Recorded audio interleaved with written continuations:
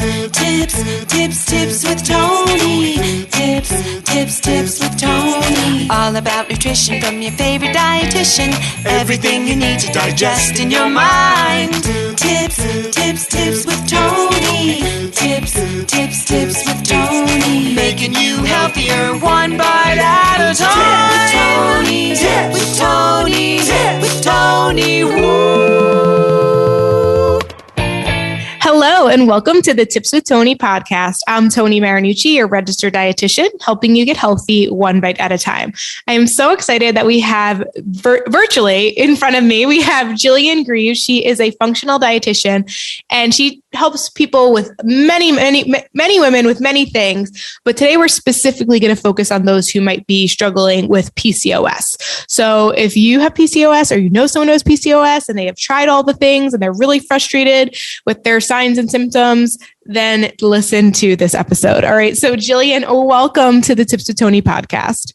Hello, and thank you. I'm so excited to be here. Very excited to have you. The first question I always ask their guests is to introduce yourself by sharing who you are, what you do, and more importantly, why you do what you do.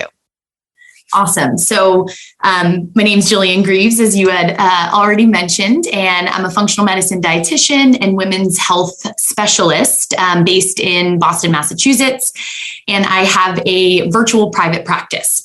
So really what I do is help women identify and address the root causes of their hormone and digestive health symptoms naturally, using things like advanced testing, personalized nutrition, supportive lifestyle therapies, really as the first line of intervention. And I have a special interest in PCOS. And a lot of the women that I work with struggle with PCOS in addition to, kind of a variety of other health conditions. And ultimately, my mission is really to help women better understand their bodies, to feel really confident in how to support themselves with nutrition and lifestyle, strategies and behaviors, and ultimately to kind of get back in the driver's seat of their own health. So that's really, kind of the work that I do. And the reason that I do what I do, or kind of my why, is sort of a two-part situation. One part being that I went through some personal health and hormone struggles many years ago and really started to kind of identify some significant gaps in our healthcare system for women and women's health issues. And the other, kind of part of this was my first job as a dietitian was as an outpatient dietitian in an endocrinology department in a big Boston hospital. And that was really where I first started working with women with PCOS. And, in my work there, young women were being referred to me by, other providers in the clinic that were, diagnosed with PCOS and being put on all the medications, the metformin, the spironolactone, the anxiety meds, the appetite suppressants, they were being told to, work out, eat less. And these women were coming to my office and their symptoms were either the same, if not significantly worse, with a lot of these things that were being recommended to them. And there was just, no real true support there. And I just felt like there had to be a better way. So that really kind of motivated me to dive into the PCOS space and to kind of seek out advanced training, in women's health. So ultimately, I really wanted to provide women with the support that I didn't have when I was struggling many years ago, and also really to change the landscape of how women are supported with PCOS. All right, I love that. It's always super helpful, I find, to have somebody who's a professional in the field who has personal experience with it. I think it really just elevates their ability to connect and help because they can really identify on a personal level. So I'm so grateful to have you in the field because it is definitely needed. Unfortunately, I feel like the answer for everyone who has PCOS is to go on birth control. I feel like that's like the mainstream way of getting it. And I know we'll talk a little bit more deeper, and that may be for you, that may have been the solution for you. And so that's obviously great if it's helping you, but if it's not helping you, then you definitely want to kind of listen in on some alternatives and things that you might want to consider in addition to or in lieu of going on birth control. So, but before we even get there, let's just start with what is PCOS. I would love for you to just explain it to our listeners. Maybe they think they might, who knows, right? So what is PCOS and what are the most common symptoms of those who have PCOS? Yeah. So great question. Because I find that even women that are diagnosed with PCOS, there often isn't a lot of education provided to kind of understand what PCOS really is. So, PCOS is polycystic ovarian syndrome, and polycystic ovarian syndrome is a complex, metabolic and endocrine disorder that impacts an estimated 1 in 10 women in the US of reproductive age and potentially more. So it's super, super common. Common symptoms that women might experience if they do have PCOS are things like absent or very irregular menstrual cycles. Other symptoms include things like cystic acne, unwanted hair growth, head hair loss, anxiety, fatigue, acute shifts with weight. Acute rapid weight gain is sometimes a symptom for women. So those are sometimes the classic things that women experience, if there is a PCOS situation.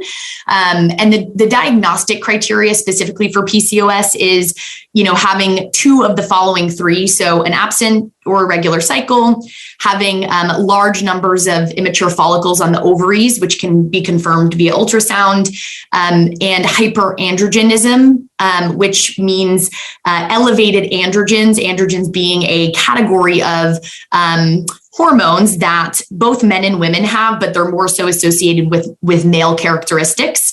So women with PCOS often overproduce these hormones, which can, drive some of the symptoms that I mentioned. So that's kind of PCOS in a nutshell.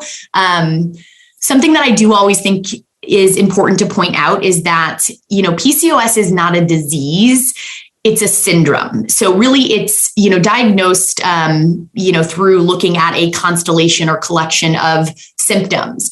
And, PCOS really is going to manifest differently in each individual, and the severity of symptoms can shift, over time. So it's really kind of this umbrella diagnosis that can look a lot of different ways. And to be honest, I actually don't know this answer. So I might sound like an idiot asking it as a registered dietitian who should know this answer.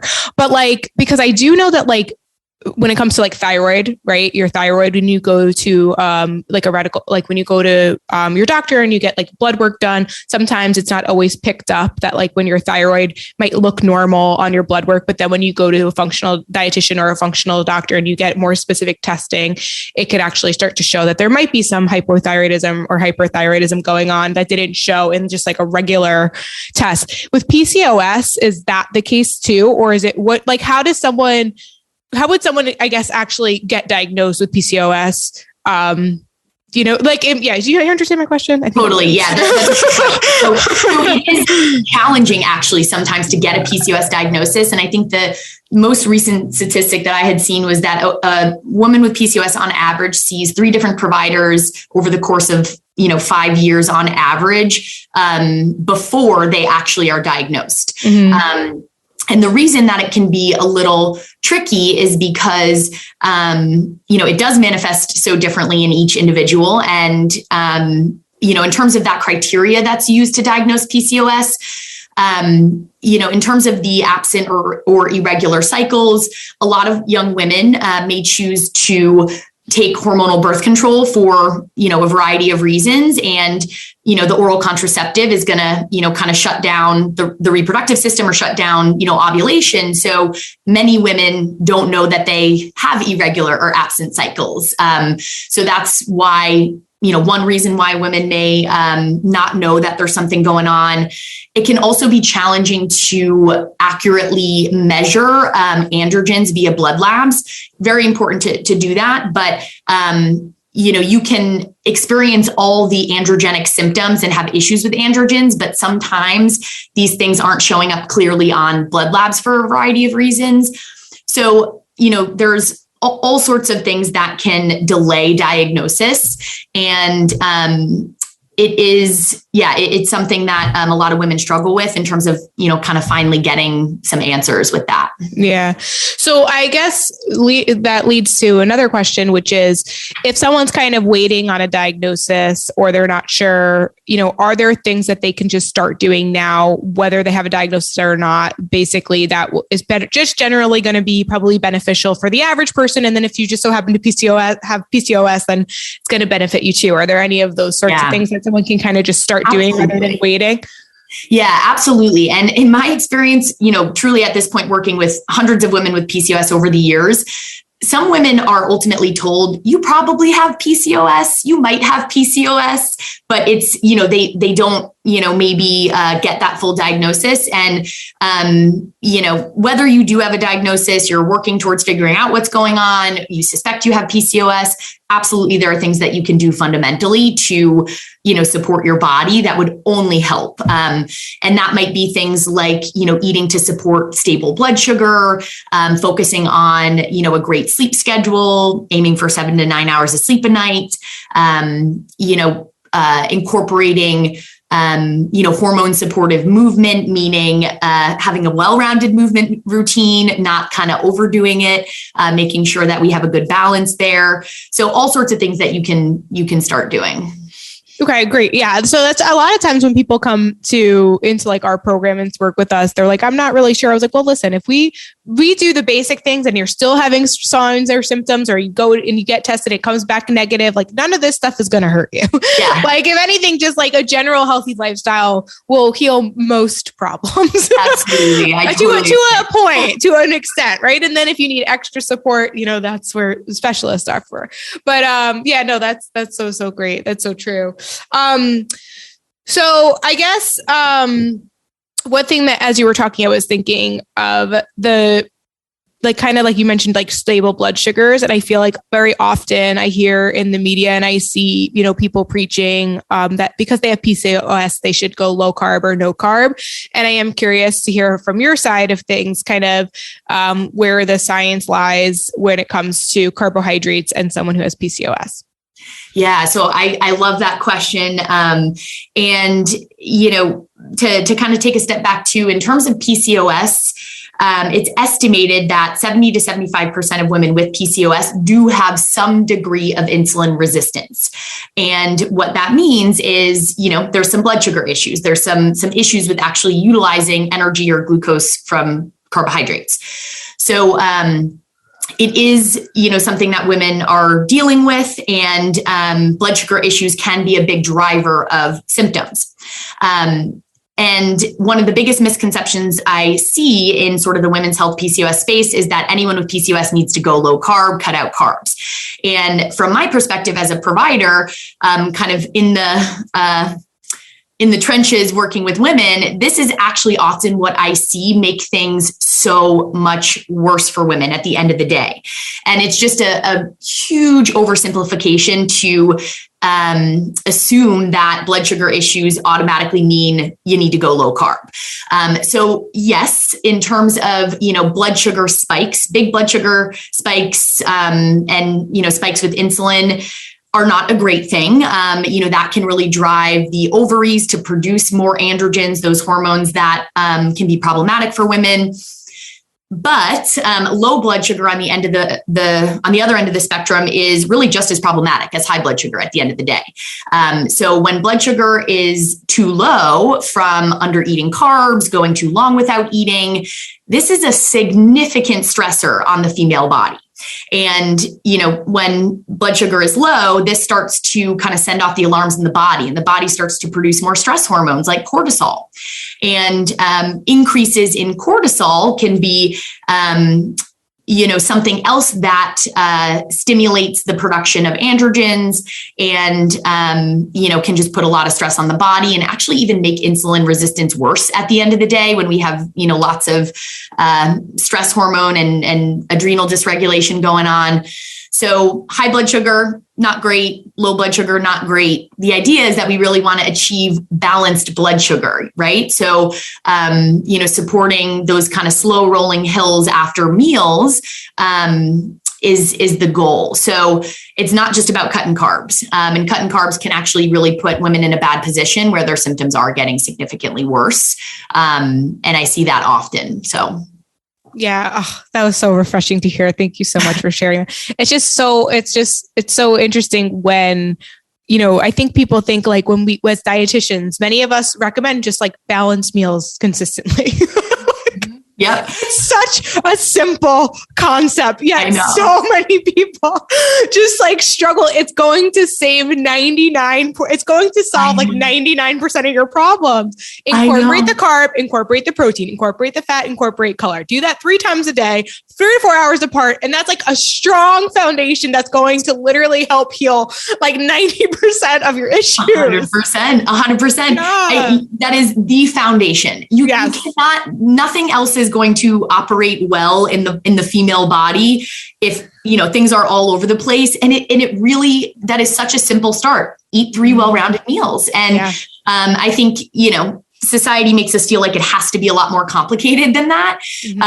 But that's a really kind of great focus starting off. And just to kind of provide some tangible examples here too, when I see women eating too low carb or kind of intermittent fasting, going too long without eating, depriving their body of energy, that's where I see anxiety through the roof. The skin issues, get worse. And it sounds counterintuitive, but, a lot of women with PCOS do experience, like I mentioned, some acute shifts with weight, weight that, their body is holding on to that maybe doesn't feel great. And I will see that get worse with more restriction, lowering the carbs often, because it is putting so much stress on the body. And ultimately, at the end of the day, the goal is to minimize stress in every capacity, emotionally, physically, and to really support the body in, achieving balance. And if the body is just, under duress from, deprivation, we're not going to make progress with anything. Yeah. And you brought up weight loss, and I think it's important for us to talk about this because from my experience, clients have come to me, and even just people who follow me on social media and just have messaged me and kind of had gotten a diagnosis of PCOS, and their doctor automatically told them that they need to lose weight, and that's what's going to help relieve their symptoms. So I'm curious from you, because obviously we know the extreme ways and measures of going about weight loss only put more stress on the body. Is there any science to support that just like a reduction in body fat could potentially heal symptoms of PCOS? Or is that just like, doctors being doctors and blaming weight on everything?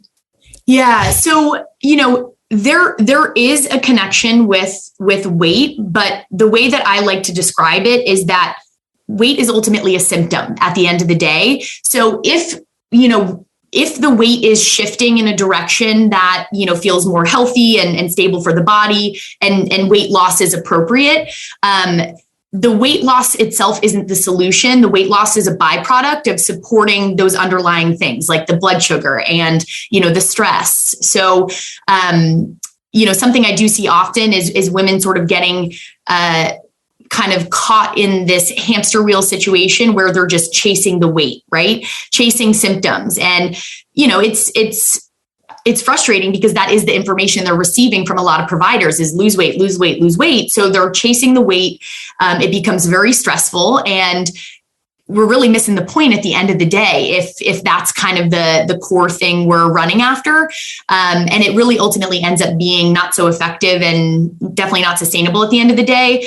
And that's where I always like to tell women I work with that, I totally respect the desire to want to feel good in your body. And, there is nothing wrong with wanting to feel good and, healthy in your body. But what that is going to mean is likely, acknowledging that desire, having an awareness, and then focusing on establishing the habits that are going to support your body and, really working with your body by implementing supportive nutrition, lifestyle behaviors.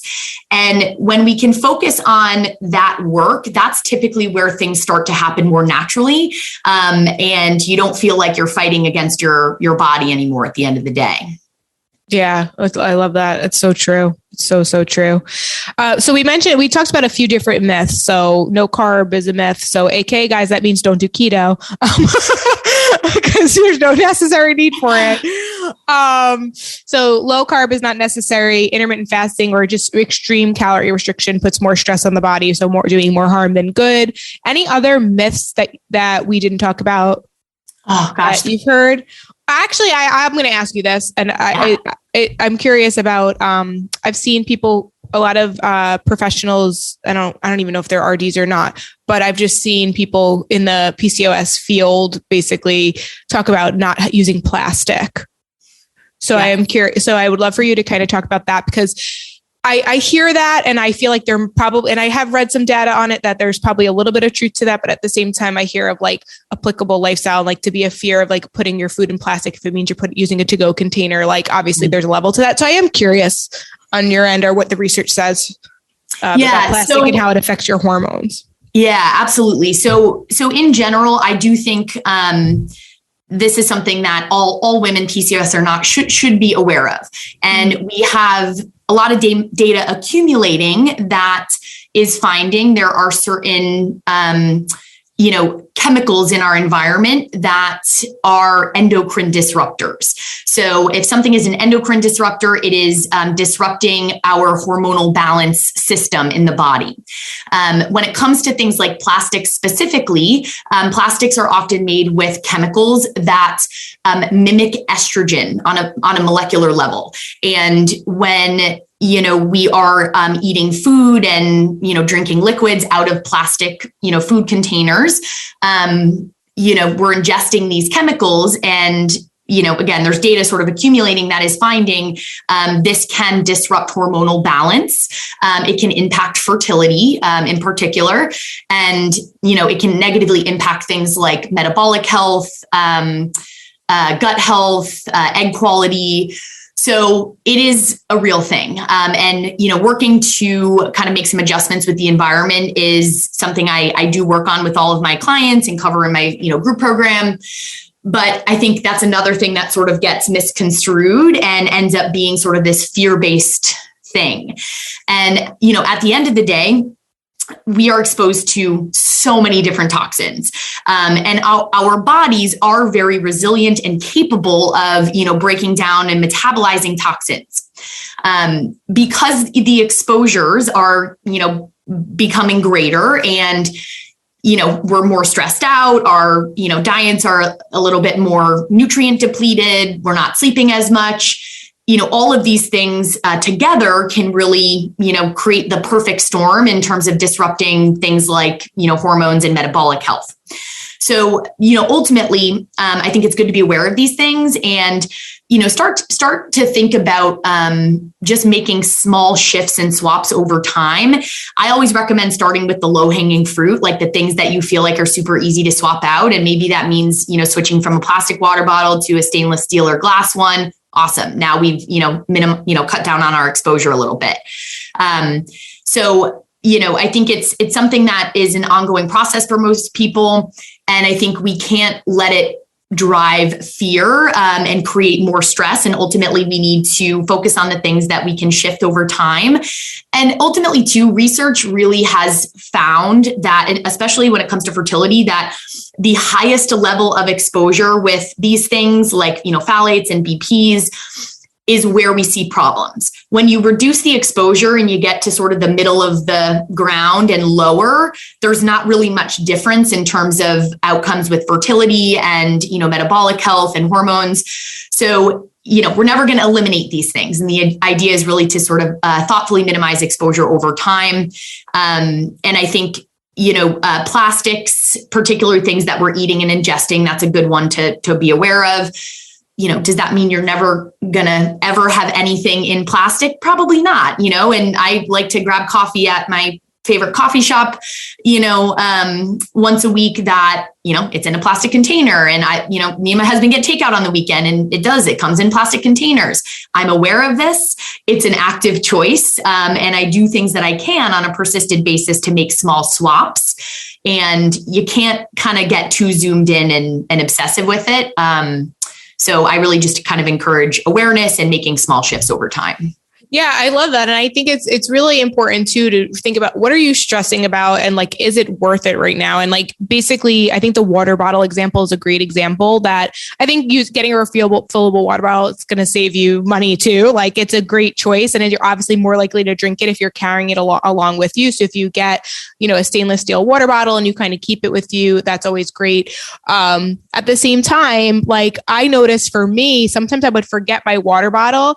And then like, I wouldn't have like a case of plastic water bottles. I used to like leave them in the trunk of my car, but because I started carrying around my own water bottle, I forgot that. But now I'd be coming home, I was like dehydrated most of the day. So it's okay to have a backup plan. Like you don't have to stress about it. Like, especially if it's now you're not drinking water, which is so essential for your health. Absolutely. You know what I mean? So it's like drink the water in the plastic water bottle versus not drinking water at all. You're better off drinking the water in the plastic water bottle.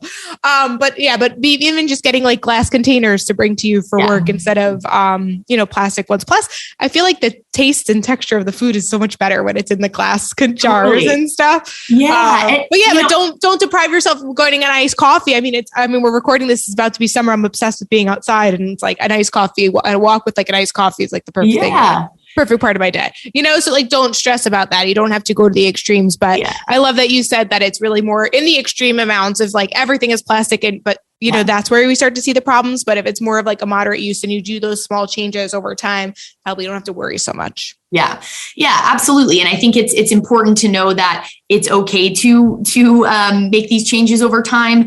As an example, glass food containers, they're more expensive.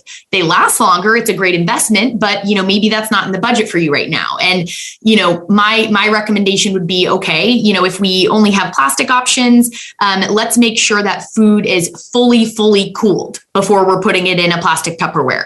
When things are heated, that's going to, encourage the chemicals to leach more so into our food.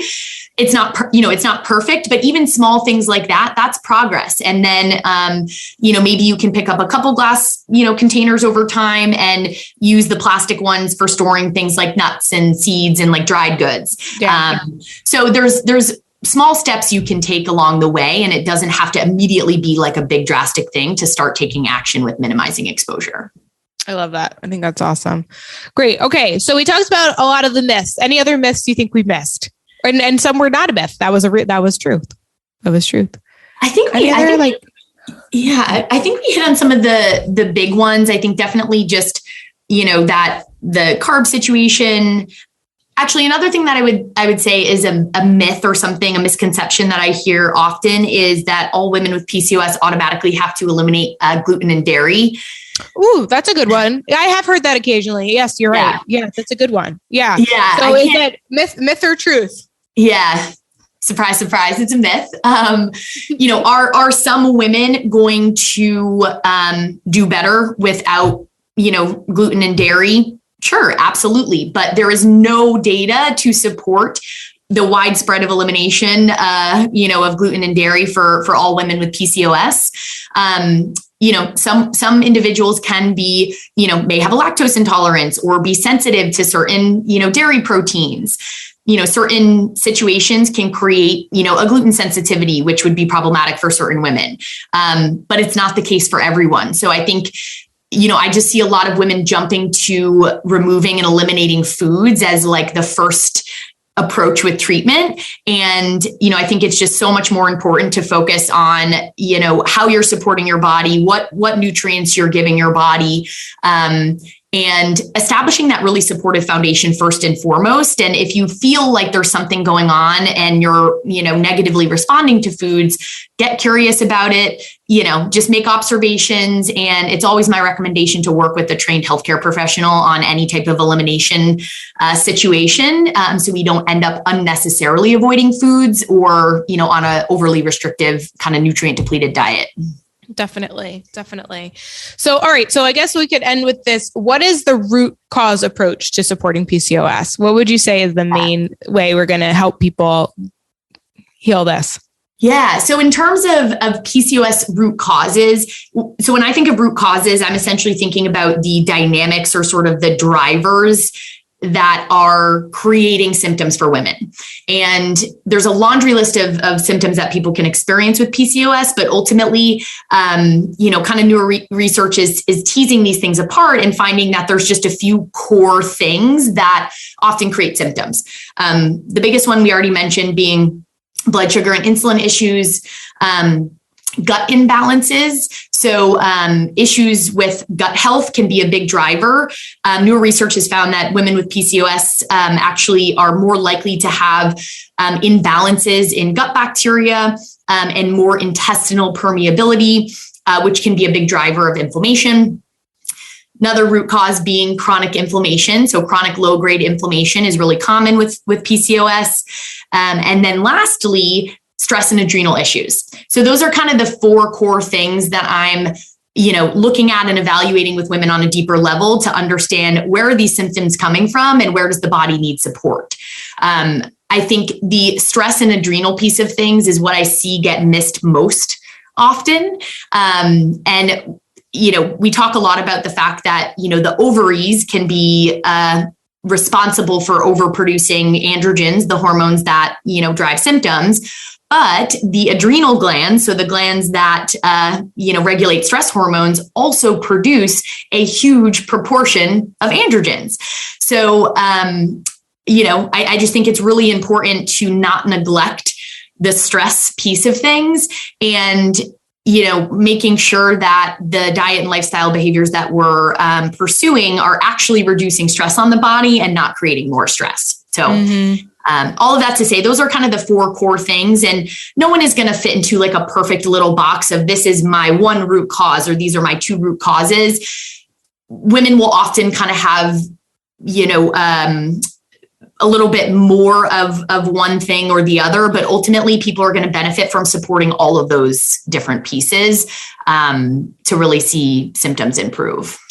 Yeah. So it's so funny you brought that up because I actually I did want to talk about gut health because it's like you kind of answered it though, but is it like, does the PCOS cause the gut issues or does the gut issues cause the PCOS? Right. Yeah. Or does the stress cause the PCOS or because you're stressed now you're like have less, you're like less stress. I don't know what's the word. Like you're available for less stress. That's actually, I am curious with that because, and also too, gut health right now is like the big rage. And, I love and support registered dietitians who do a good job helping people heal their gut because it will help with a lot of other things. I don't want to, this is like a whole other topic, but then there's like a ton of BS, like things out there that it's just like, because now people know that they're important, that gut health is, the people want more info about gut health. There's just like so much BS there now. I know, like everything. So I don't want to go on a tangent, but I would love to kind of hear, is it the PCOS that's causing the gut issues or it's the gut issues causing the PCOS? Yeah. And it's not perfectly clear right now based off the data we have. There is some research that is suggesting that gut imbalances may actually play a causal factor in sort of the development and progression of PCOS. There's also data that has found that, when women have really elevated androgens, this impacts gut microbial diversity and can have negative implications for the gut. So it sounds like ultimately, there's a little bit of a gray area there and it's a kind of bidirectional relationship, but, certainly there is some data pointing at possibly gut health being a causal kind of factor in the progression of PCOS. Interesting. Okay. So with that, going over all those root causes, give me like 3 or 4 takeaway approaches, like things that people who have PCOS or might think they have PCOS and are struggling, like what are some actionable things that they can start implementing in their daily routines and daily habits to help alleviate some of those symptoms? Yeah. So I love that question. And the first thing I'm going to mention is probably not what anyone is expecting, but I think it's so important to mention. First and foremost, working on your mindset. So getting the mindset into a really good place. There is no kind of bigger issue that I see when women are trying to sort of support their bodies and heal their PCOS than when there's big mindset barriers and we're approaching things from a really restrictive place, and very much focused on deprivation. So I think making sure that the mindset is in the right place and kind of questioning anything that you're doing in terms of, is this a supportive behavior? Is this an act of self-care, something that's adding to my life, or is this a form of punishment, essentially? So I think getting the mindset in the right place, super, super important, kind of right off the bat. And I know that's not always the simplest thing, and it can sometimes be a challenge, but I think starting to work on that. And then some other things would be, I think, building off what we had talked about with balanced meals, eat 3 meals a day, include enough protein at meals consistently. A lot of women I work with just do not get enough protein, and protein is really amazing for helping to support blood sugar stability. So I think really honing in on that. Increasing plant foods in terms of, non-starchy veggies, starchy veggies, and kind of upping those fiber-rich plant foods can be really impactful. And then, ultimately, and it's not the most sexy or exciting to talk about, but, focus on establishing the basics first. So get, really iron out a great sleep schedule, make sure that we're getting outside, we're getting, sunlight exposure.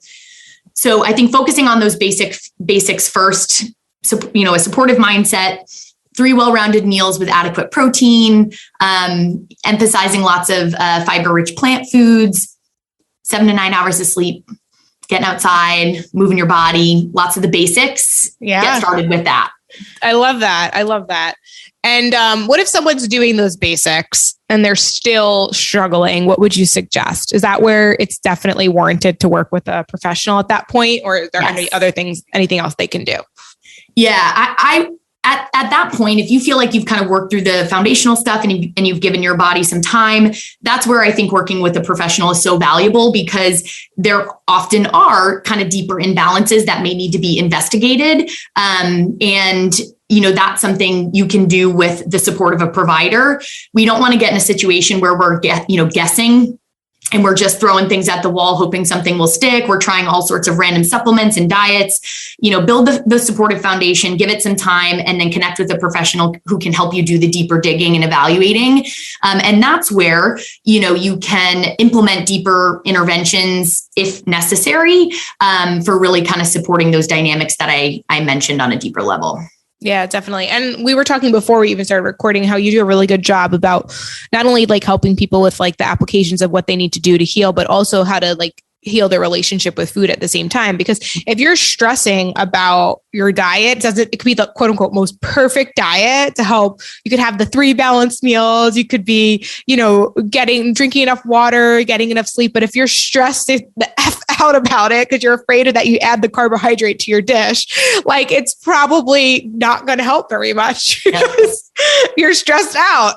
Yeah, exactly. It's like, a health promoting behavior is only healthy in the right context. And if it's producing all sorts of stress for you, totally defeating the purpose. Absolutely. I love that sentence. Repeat that. A health promoting behavior is only healthy if used in the right context. Yep.